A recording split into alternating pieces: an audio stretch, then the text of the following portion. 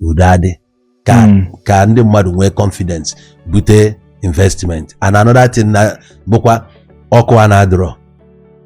Ọkụ a so n'ihe cripple kwalụ investment. Kọsọ onye lụ hotel kịta agwa gị ego one spend na gas imeeli ya ebele. So gọọmenti kwesịrị ịmụ ihe a ga-eme. Steeti ọbụla kwesịrị ide generate ọkụfa ife EDC aṅa enọkata eburu biil na-amụrọ butelu ọ bụọ na ịkwụọ dị money ma gị nwee ọkụ mana still ihe enwe dị ọkụ. Doesn't make sense. Ife anyị na-ebu challenges ndị mmadụ na-efesi ihe niile abụ insecurity.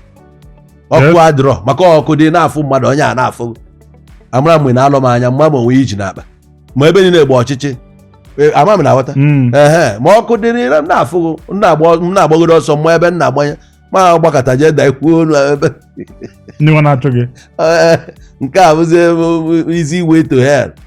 So gọọmenti nwere a lot of things va ga-eme the whole things ịkọchakwa enu ka na ọkpa gọọmenti ka ọ dị.